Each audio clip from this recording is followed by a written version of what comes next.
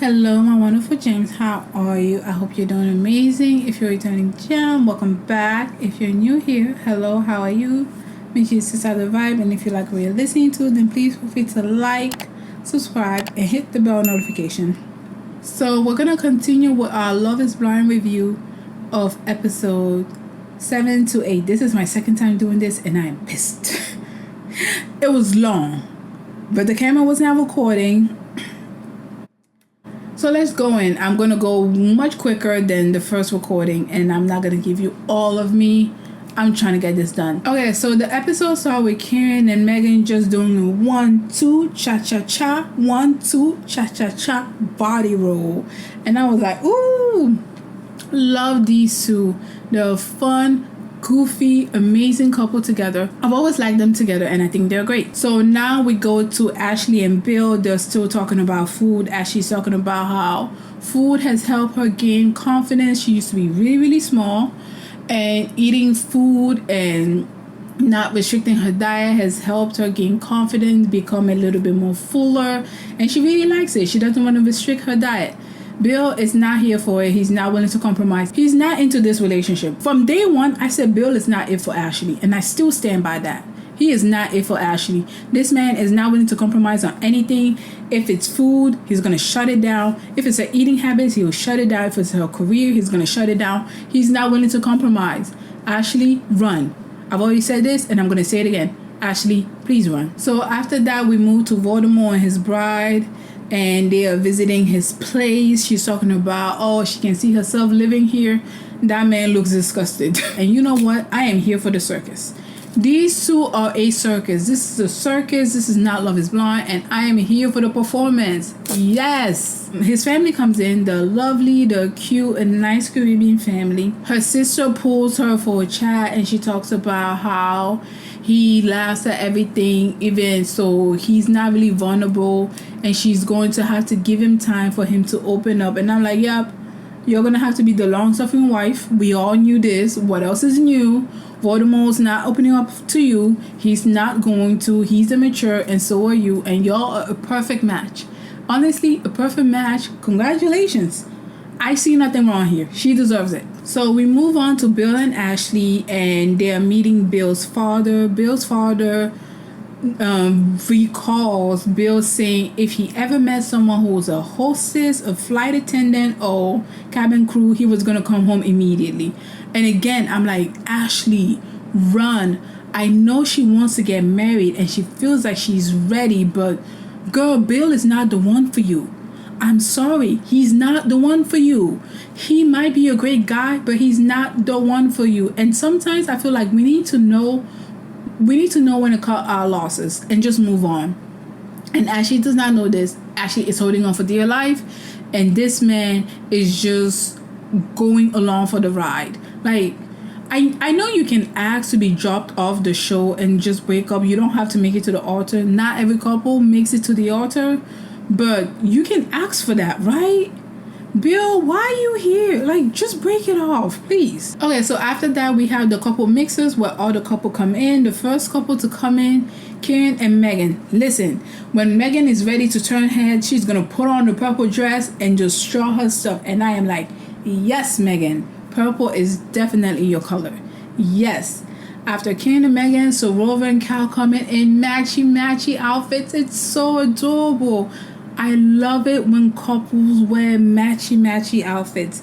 I know some people don't like it, but I don't care. I love it. Yes, match with your person. Yes, let everybody know we are an item and we go together. I don't care. I like it. I think it's cute and I think it's adorable. And all the other couples come in, and the first part person to come in is Patrick. Patrick is still a creep. Nothing has changed. Since the past, nothing has changed. After Patrick comes in, Anu comes in. You know, she's vibrant, full of energy. She's greeting everyone. Everyone is introducing themselves. She's hugging the guys. And then Patrick comes, hey, I'm Patrick. And she's like, skirt. And I'm like, yes, Anu, yes. Scare him. That's exactly what he deserves. I said this in my review. Had she seen Patrick, she would never have connected with him. That man is a creep. and the vibes are oozing off the camera. I can't even imagine how those vibes are coming across in person. She scared him as she should have. She went out to talk to the other people, and then Javen and her start talking, and this man is just cackling, ka ka ka ka ka.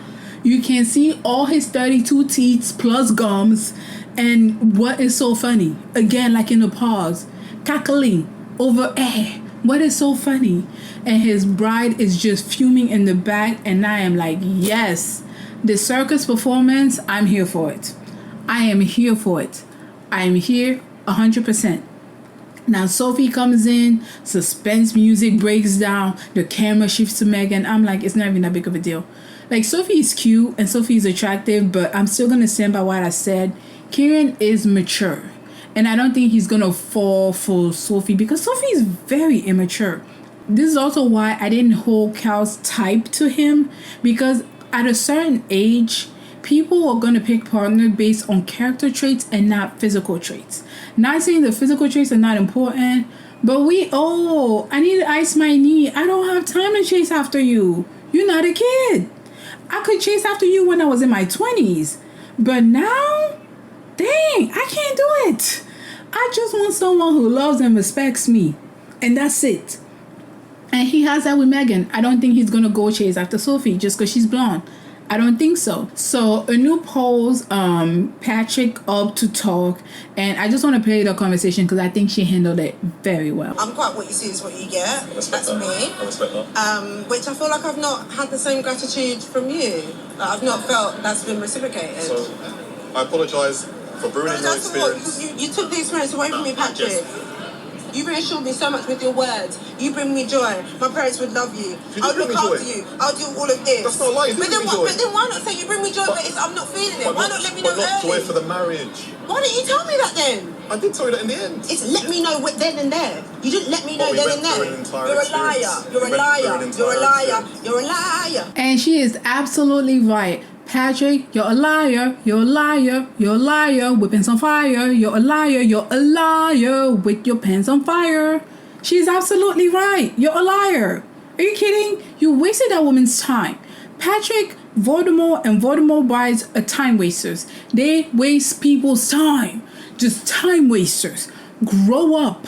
Go to therapy. Mature. Become men and women. But y'all are liars with pants on fires. It is what it is. She's absolutely right. You're a liar. It is what it is. Anyways, love that conversation. Love how she handled it. And this man has the audacity to talk about he didn't talk to her because of her behavior. Have you seen your behavior, Patrick? With your fake splenic awareness? Like I said, my hepatic awareness, my liver actually filters out toxicity, and it's still saying you're toxic. And you're a liar. You're a liar. Oh my gosh. Anyways, love the way she handled it. And Kieran tells Megan he's about to pull Sophia for a chat, and he just reassures her that she's the only woman on his mind. Great, wonderful. I see nothing wrong with it. They talk. It's amicable. It's fine. And then Sophie's talking about how she does not think Kieran is attractive because he has box dye. And I'm just like, y'all are so freaking immature. Like, I'm sorry. If I hear someone talk about box dye again, you're not going to pick a partner because they dye their hair. Like, most people who are blonde as kids are not blonde as adults. It changes. So most people who go around being blonde have box dyes. It's not a shade. But y'all are really not going to talk to people because they've dyed their hair. That's a reason why someone is not marriage material, because they have box dye on their head. Y'all, ew. Like, I hear that one more time, my brain is going to go to mush. I don't know when this happened, but Voldemort and Sophie talk and they're just cackling. You know, this man is a cackler. If anything, he's going to cackle over air and cackle over nothing. They were not even having a real conversation. They were just looking into each other's eyes and cackling. And his bride fuming in the back. Again, I am here for the circus performance. Yes. Yes. Fuming in the back. The two of them go home and she's asking him, so I saw you talk to Sophie all night, you know, and the manipulator is going to do what he does best, just to flag and say, don't worry about it, blah, blah, blah. But because I don't like her, I really don't care. It is what it is. I think he gets called out for an after party. She decides to stay in, and while he's having fun, she's over there in her room crying. And I'm like, you deserve it. You deserve it. Congratulations, girl. Anyways, so now moving on to episode 8. We're back with Voldemort and his bride. And she's talking about how when he left last night, did he notice she was upset? And I'm just like, are you kidding me?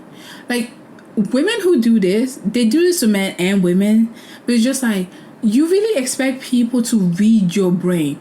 Granted, did she look upset? Yes. But when you're dealing with a partner who ain't ish, and you yourself ain't ish, they're not going to care that you're upset. Alright? And even if you're not dealing with someone who ain't ish, speak up your mind. Just speak up. Please speak up. Like, stop having y'all need to develop a backbone instead of having a wishbone. You wish your partner would open up their mouths and say, are you okay? Like a parent. But they are your partner. They are not your parent. Have a backbone, say what's on your mind, and voice your opinion. It's not that difficult. Please. It is what it is. Anyways, he does what he does best. Gaslight her. And says, no, he didn't know she was upset. And she should just vocalize that. Which is actually something I agree. But it was clear that lady was upset. But again, I don't care. She ain't ish. I don't care. So now the camera goes to Megan and Kieran, who were there at the after party with him. And they talk about how he was inappropriate the whole night. I'm not surprised. What do you expect from an F-boy? An F-boy is going to do F-boy things. It is what it is. Dog is going to bark. A cat is gonna meow, and F-boy is gonna do F-boy things. It is what it is. I'm not shocked. Megan wants to talk to her about what happened at the party, and I'm like, Megan, please respectfully keep your nose out of it, okay?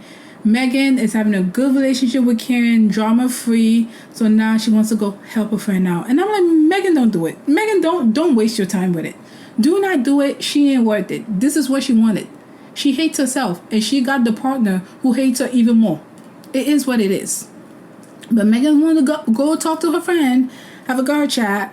I'm against it, but hey. So Rover and Cal talk about how her mother has not agreed to this. Her mother's completely against it. Her mother said, you may have signed up for the show, but I didn't, and I want nothing to do with your tomfoolery. I completely agree with her mom.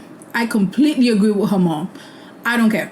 I mean, I know she's going to be there to support her daughter because it is her daughter, but you did sign up for this tomfoolery, and I completely understand where that mama is coming from. Ashley meets Bill, mom and sister, and again, when they met, I was like, Ashley, you look like y'all look like your family members already. I see it. Then Bill and his sister go into the kitchen, and he brings up her job again and her eating habits. And I'm like, Bill, you're not into this woman. It is what it is. Listen, the reason why from day one I was like, Bill is not it. And even without knowing his archetype, it's just like he never gave any energy towards her. And now that I know he has king and knight archetype, these two archetypes are chasers. They will chase you. He's not chasing her at all. That's not good. Ashley, get out of there. Please get out of there. I know she wants to get married no matter what. And I did say this season I'm getting a lot of desperado energy. It was mostly Ashley, alright? But it's like, girl, please get out of there. You're going to get hurt by this man. This man does not see it. He's just looking at every excuse to jump ship. But, okay, so Voldemort meets Voldemort's bride family. And when I saw her family, I was like, they're not going to be a challenge for him. It was just her mom and her siblings. And when I saw them, I was like, oh my gosh, she did say she's the eldest of 7. And she's this immature? That is so sad. Oh my gosh. Like, usually eldest daughters, they're very mature because they're either the third parent in a 2-parent household or the second parent in a single parent household. So they have to be mature to take care of their siblings. But this girl is so dang immature and delusional. I don't know where she comes from. Anyways, when I saw her family, I was like, they're not going to ask this man any challenging questions. He's going to charm his way into their hearts. And the circus is going to continue. And I am here for it. Let the show go on. So Cal finally meets Sorova's mom. And I was surprised. By the way they hyped up this lady as this tiger mom who is not gonna accept him, she gave me calm, serene, and poise. I was shocked. I was like, Sarova, are you sure this is your mama? Because I'm not gonna accept him. If anything, I am getting acceptance and open-minded. But people like Sorova's mom can be very sneaky. I got mystic energy from her mom, which is a very calm, serene woman. And, they're open to life. But the thing is, when these women are mad, you can't tell if they're complimenting you or insulting you. They'll be very calm, even kill, and rip you apart. Basically say you're trash and you're not talented and I don't think you're good enough for our company. Like that. It's like no animosity in their voice, but they are just so sharp in a way that is cold. I'm not gonna lie, I love her mama. I love her mama. I got a girl crush. Okay, I can't. I have a toxic side. I do. And I love women like this. I do. Maybe it's because I'm similar. But anyway, I love the fact that her mother approved. I approve. I think they work very well together.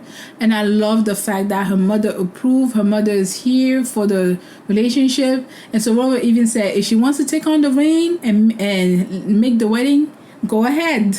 Her mom approved. She gave her blessing. So all is well. I love this couple. Kieran and Megan and Sorova and Cal are my favorite couple of the season. So Barda and Jet meet Jet and mom and her family. I actually said this in my review. I think before this, in the episode before, Jet met Barda's detective friend. So I'm thinking she's gonna come on with her Sherlock Holmes pipe. She's gonna be Inspector Gadget. This lady did not ask any questions. And the first question she asked was, is this lust or love? And I was like, okay, you are not an inspector. But one of her concerns was they haven't argued. And now when we meet Jed's family, Jed's mom concern is also the fact that they haven't argued. But I don't think argument is necessarily a good word. I think conflict resolution is a better word. I think they both wanted to ask, how do you resolve conflicts? Because there are some people who do not like arguments and they're argument averse. They will leave in the middle of an argument because they're uncomfortable. I think a better question is, how do you resolve conflict? And what do you do? Do you avoid? Do you talk about it? Do you need to put your points together? Do you write stuff out?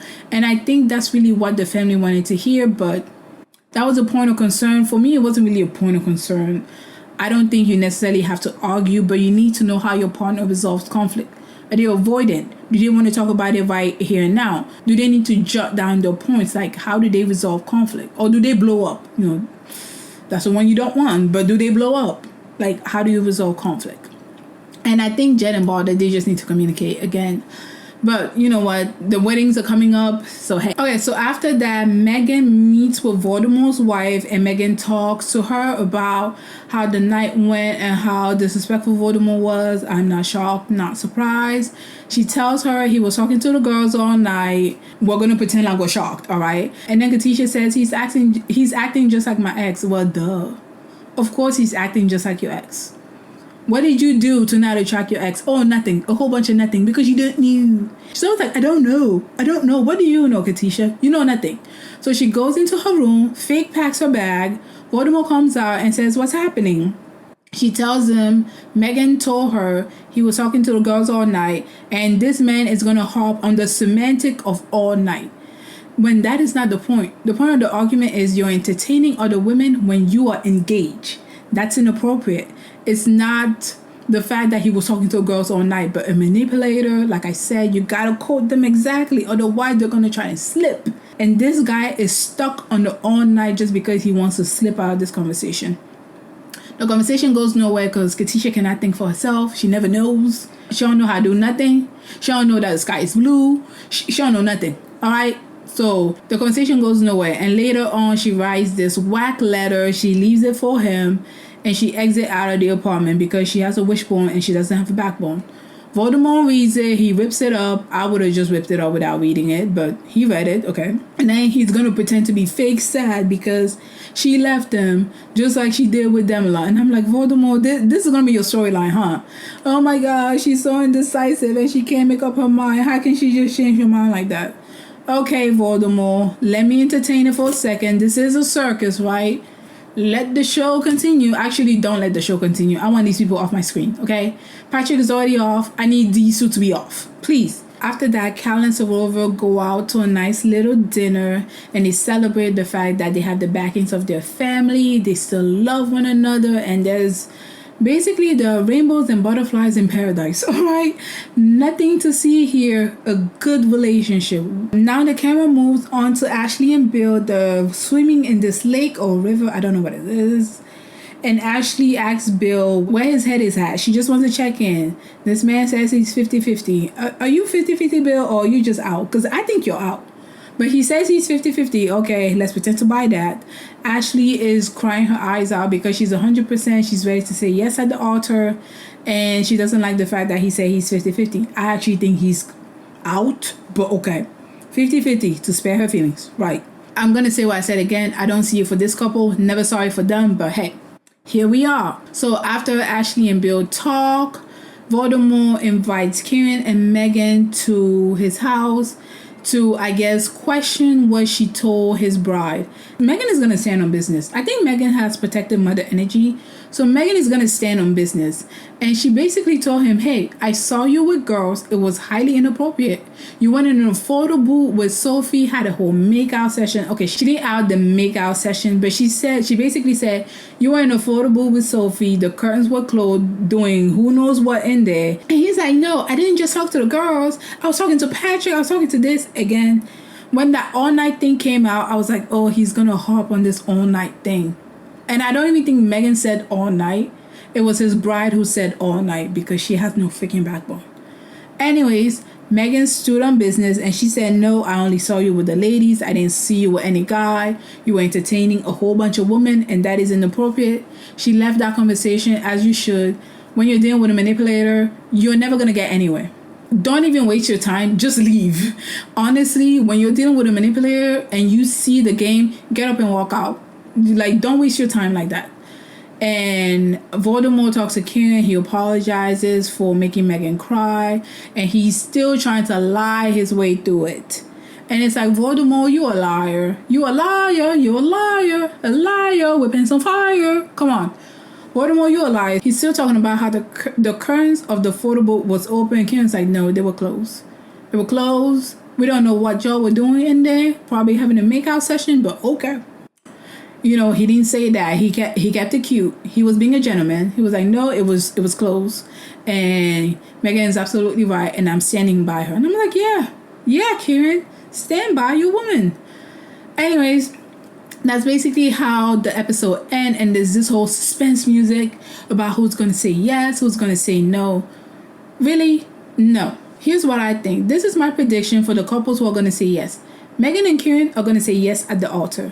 Sorover and Cal are going to say yes at the altar. Bill and Ashley, no. Bill is probably going to say no because Ashley wants this thing to work so bad. And it's sad. I'm sorry, Ashley. It's not going to work. Bill is not the right guy for you. So sorry. And Jet and Barda, I don't really know. But since I don't know, I'm going to say they're going to say no at the altar. And I think Jet is the one who's going to say no at the altar. Because Barda does want to make it work. But Jet, you know, he has to have him a submissive woman. Anyways, I already made this video, so I may be a little low on energy because I spent so much energy on a previous video, but I had to make this one quickly. But yeah, so let me know what you thought of this review in the comment section below, and I'll see you next week. Bye.